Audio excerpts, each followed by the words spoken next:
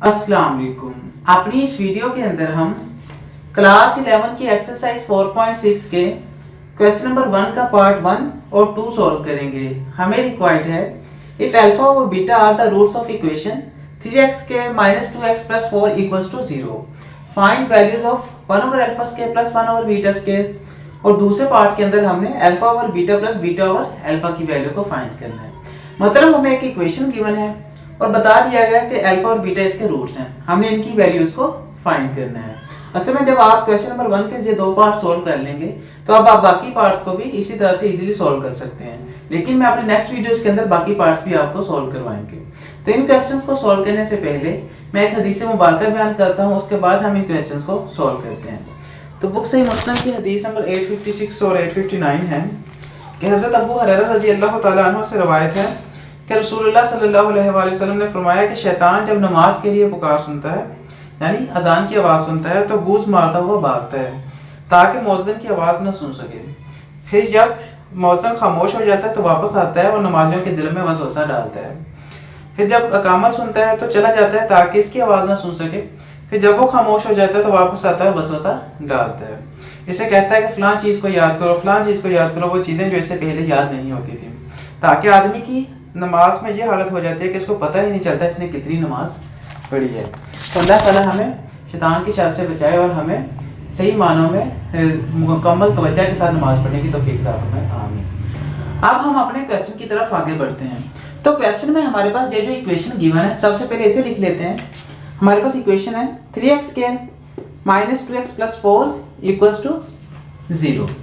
और अब हमें जब भी हमारे पास एक ऐसी इक्वेशन आ जाए जिसके रूट्स गिवन हो, तो सबसे पहला काम यह किया करें कि उनका सम और प्रोडक्ट्स फाइंड कर लिया करें।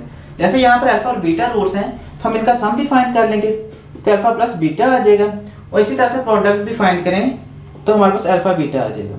सम इसका हमारे पास इक्वल होता है अल्फा प्लस बीटा इक्वल होता है माइनस बी ओवर ए के, और इसी तरह से अल्फा बीटा जो प्रोडक्ट होता है वो सी ओवर ए के इक्वल होता है।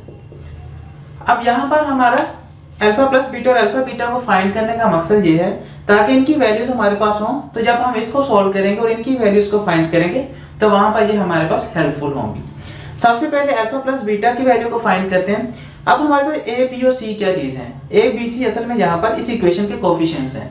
हम जानते हैं कि एक्स स्क्वायर के साथ जो कोफिशिएंट होता है उसको हम ए बोलते हैं, तो इसका मतलब ए हमारे पास 3 है, बी हमारे पास क्या होगा -2 जो एक्स के साथ कोफिशिएंट है, और सी हमारे पास क्या होगा 4 के इक्वल। अब अगर हम वैल्यूज को पुट करें तो हमारे पास अल्फा प्लस बीटा की वैल्यू क्या बन जाएगी? माइनस बी ओवर ए माइनस बी हमारे पास है -2 ओवर ए हमारे पास क्या है 3, तो ये बन जाएगा हमारे पास 2 ओवर 3। इसी तरह से हम अल्फा बीटा की वैल्यू को भी फाइंड कर लेते हैं। तो सी ओवर ए है, सी हमारे पास है 4, ए हमारे पास क्या है 3, तो ये हमारे पास आ जाएगी अल्फा प्लस बीटा और अल्फा बीटा की वैल्यू। अब नेक्स्ट हम क्या करते हैं कि इनकी वैल्यूज को फाइंड करते हैं। तो यहाँ पर हमारे पास है, सबसे पहले पार्ट 1 को सॉल्व करें अगर, तो हमारे पास है 1 over alpha square plus 1 over beta square. हमने इसको सॉल्व करना है। हम क्या करते हैं कि अगर इसको सॉल्व करना तो हम एलसीएम ले लेते हैं। तो यहाँ पर क्या बनेगा अल्फा स्क्वायर बीटा स्क्वायर, और अगर हम इस पे अल्फा स्क्वायर को डिवाइड करें तो बचेगा बाकी बीटा स्क्वायर। बीटा स्क्वायर 1 से मल्टीप्लाई होगा तो बीटा स्क्वायर बन जाएगा, प्लस इसी तरह से अगर बीटा स्क्वायर भी डिवाइड हो तो अल्फा स्क्वायर बचेगा, और अल्फा स्क्वायर 1 से मल्टीप्लाई होगा तो अल्फा स्क्वायर बन जाएगा। और इसका एक नेक्स्ट स्टेप कर लें। हम क्या करते हैं कि alpha square plus beta square लिख लेते हैं ओवर अल्फा बीटा होल का स्क्वायर लिख लेते हैं। ये हमने इसलिए लिखा, सबसे पहले तो ये ऊपर वाला alpha square plus beta square लिख लें या beta square plus alpha square लिख लें, ये इक्वल ही होता है। अपनी आसानी के लिए हमने इसको लिख लिया क्योंकि हम जानते हैं कि कम्यूटेटिव प्रॉपर्टी के मुताबिक 3 + 4 भी 7 होता है, 4 + 3 भी 7 के इक्वल ही होता है। तो चाहे इसको पहले लिख लें चाहे इसको बाद में लिख लें तो फर्क नहीं पड़ता, इसलिए हमने इसको पहले इस तरह से लिख लिया ताकि हम इसको अंडरस्टैंड करना आसान हो। और नीचे हमने अल्फा स्क्वायर बीटा स्क्वायर था तो हमने इसको होल का स्क्वायर लिख दिया, अल्फा बीटा होल का स्क्वायर। इसको लिखने का मकसद यही था क्योंकि हमारे पास अल्फा बीटा की वैल्यू है, ताकि हम अल्फा बीटा की वैल्यू को यहाँ पर पुट करके आंसर फाइंड कर सकें। अब इसी तरह से हमारे पास यहाँ पर आ रहा है alpha square plus beta square, इसकी वैल्यू हमारे पास नहीं है तो हम अलहदा से इसकी वैल्यू को फाइंड कर लेंगे, उसको बाद इसमें पुट करेंगे तो हमारे पास आंसर आ जाएगा। हम क्या करते हैं कि अलहदा से एक दफा alpha square plus beta square की वैल्यू को फाइंड कर लेते हैं। और अगर हम इसको भी ऊपर लिख लें तो अल्फा प्लस बीटा किसके इक्वल है 2/3 के, हम साइड पे लिख लेते हैं। और अल्फा बीटा हमारे पास इक्वल है 4/3 के।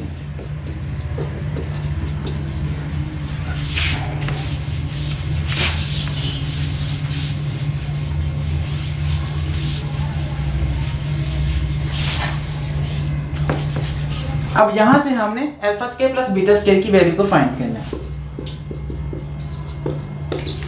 इसकी वैल्यू को हम किस तरह से फाइंड करेंगे, ना तो हमारे पास अल्फा की वैल्यू है सेपरेटली, ना बीटा की वैल्यू है, सो हम इसको पुट करके आंसर तो निकाल नहीं सकते। हमारे पास तो सिर्फ अल्फा प्लस बीटा की वैल्यू है, इसी तरह से अल्फा बीटा की वैल्यू है। तो हमारी कोशिश होगी कि किसी ना किसी तरह से अपने इस क्वेश्चन को इनके अंदर कन्वर्ट करें, ताकि इनको कन्वर्ट करके इन वैल्यूज को पुट करके हम आंसर फाइंड कर सकें। अब हम क्या करते हैं कि यहाँ पर हमारे पास alpha square plus beta square, तो अगर हमने अल्फा प्लस बीटा या इनमें किसी में कन्वर्ट करना हो, हम इस तरह से कर सकते हैं। अगर हम alpha square plus beta square के दोनों तरफ 2 अल्फा बीटा ऐड भी कर दें और सब्ट्रैक्ट भी कर दें। हमने क्या किया, जहाँ पर 2 अल्फा बीटा को ऐड भी कर दिया और सब्ट्रैक्ट भी कर दिया। हम जानते हैं कि इनको फर्क तो नहीं पड़ेगा इनको ऐड करने या सब्ट्रैक्ट करने से, क्योंकि आपस में कैंसिल हो सकते हैं, लेकिन इनको ऐड करने का एक मकसद है, वो ये है कि हम इसको अल्फा प्लस बीटा होल का स्केल लिख सकते हैं। Alpha square plus beta square plus 2 alpha beta को हम जानते हैं कि अल्फा प्लस बीटा होल का स्केल लिख सकते हैं। और क्योंकि हमारे पास अल्फा प्लस बीटा की वैल्यू थी, इसलिए हमने इसमें कन्वर्ट कर लिया ताकि हम उस वैल्यू को पुट करके इसका आंसर फाइंड कर सकें। तो यहाँ पर ये अल्फा प्लस बीटा होल का स्केल बन जाएगा -2 अल्फा बीटा, यहाँ पर वैसे ही साथ में आ गया। तो अगर हम वैल्यूज को पुट कर दें तो ये क्या बन जाएगा, अल्फा प्लस बीटा है 2/3 का स्केल आ जाएगा -2 अल्फा बीटा हमारे पास है 4/3, तो ये बन जाएगा हमारे पास 4/9 -8/3 आ जाएगा। अगर एलसीएम ले लें तो 9 आ जाएगा, और यहाँ से ऊपर आ गया 4 -24 आ जाएगा, तो ये हमारे पास बन गया -20/9। तो इसका मतलब है कि हमने alpha square plus beta square की वैल्यू को फाइंड किया, तो ये हमारे पास बन गई -20/9। इसको भी हम ऊपर लिख लेते हैं। Alpha square plus beta square हमारे पास है -20/9 के इक्वल। अब सिंपली हमारे पास अगर हम इस क्वेश्चन के अंदर पुट कर दें वैल्यूज, क्योंकि वैल्यूज तो सभी हमारे पास है, तो हमें इसका आंसर मिल सकता है इजीली। हम क्या करते हैं कि alpha square plus beta square की वैल्यू को अगर पुट करें तो हमारे पास है -20/9, और नीचे हमारे पास है अल्फा बीटा का स्क्वायर। अल्फा बीटा हमारे पास है 4/3, तो 4/3 का स्क्वायर आ जाएगा। तो क्या बन जाएगा हमारे पास -20/9, और नीचे बन जाएगा हमारे पास 16/9। अब हम जानते हैं कि -20/9 आ जाएगा, और ये नीचे वाला जाकर ऊपर इन्वर्ट हो जाएगा, तो ये 9/16 बन जाएगा। 9 से 9 मल्टीप्लाई हो गया, डिवाइड कैंसिल हो गया, और ये 4 पे अगर हम इसको डिवाइड करें तो 4 4 16 और 4 5 20 आ गया, तो ये किसके इक्वल आ जाएगा -5/4 के इक्वल। तो ये हमारे पास क्या होगा आंसर।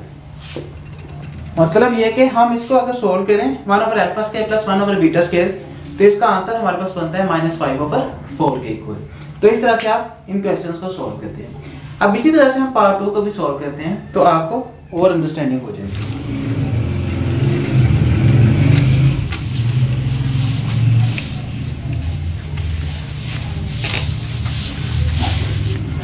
इसके अंदर हमारे पास क्या है, alpha over beta plus beta over alpha. अगर इसकी वैल्यूज को फाइंड करना हो, आपने सेम करना है कि आपने अल्फा प्लस बीटा की वैल्यू भी फाइंड कर लेनी है, इसी तरह से अल्फा बीटा की वैल्यू भी फाइंड कर लेनी है, जिस तरह से हमने पिछले क्वेश्चन के अंदर किया था पार्ट के अंदर। सेम इसको -b/a लिखेंगे तो ये वैल्यू आ जाएगी, इसी तरह से अल्फा बीटा लिखेंगे तो ये वैल्यू आ जाएगी। अब नेक्स्ट हमारे पास क्या आएगा, यहाँ से अगर इसको सोल्व करें तो हमारे पास क्या आ जाएगा, एलसीएम ले लेंगे। यहाँ से अल्फा बीटा आ गया हमारे पास, अगर बीटा को इस पे डिवाइड किया तो अल्फा बचा, अल्फा को अल्फा से मल्टीप्लाई करें तो अल्फा स्क्वायर बन जाएगा, प्लस इसी तरह से यहाँ पर इसको अल्फा पे डिवाइड करें तो बीटा बचेगा, फिर बीटा को बीटा से मल्टीप्लाई करेंगे तो बीटा स्क्वायर बन जाएगा। यहाँ पर भी देखें alpha square plus beta square की वैल्यू रिक्वायर्ड है, और यहाँ पर अल्फा बीटा की वैल्यू रिक्वायर्ड है। Alpha square plus beta square की वैल्यू जैसे हमने पिछले पार्ट के अंदर फाइंड की थी, सेम आपने उसी तरह से फाइंड करनी है। मैंने क्योंकि जो दोनों क्वेश्चन में यूज हो रही थी इसलिए लिख ली थी, ताकि हम स्टेप बार बार करने ना पड़े।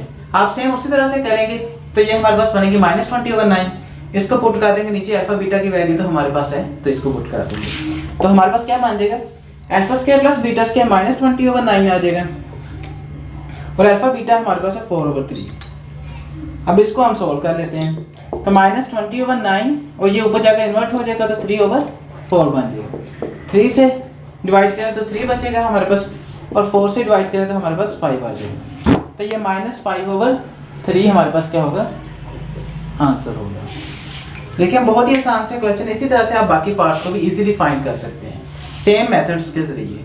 सिंपली आपने जो वैल्यूज निकाली है, सबसे पहले अल्फा प्लस बीटा और अल्फा बीटा की वैल्यूज निकालते जाना है, और जहाँ जहाँ ज़रूरत पड़ेगी उनको यूज़ करते हुए क्वेश्चन को सॉल्व करते जाना है। बाकी पार्ट्स को मैं नेक्स्ट वीडियोस के अंदर सॉल्व खुद भी करवा ही दूंगा, और आई होप ये वीडियो आपके लिए काफ़ी ज़्यादा बेनिफिशियल होगी। अगर आपको ये वीडियो पसंद आई है तो इस वीडियो को लाजमी लाइक कीजिएगा, हमारे चैनल को लाजमी सब्सक्राइब कीजिएगा। सो जैसे नई वीडियोस अपलोड होती हैं जल्द से जल्द उन वीडियोस को देखते हैं। Thank you so much for watching, मिलते हैं नेक्स्ट वीडियो के अंदर। अल्लाह हाफिज़।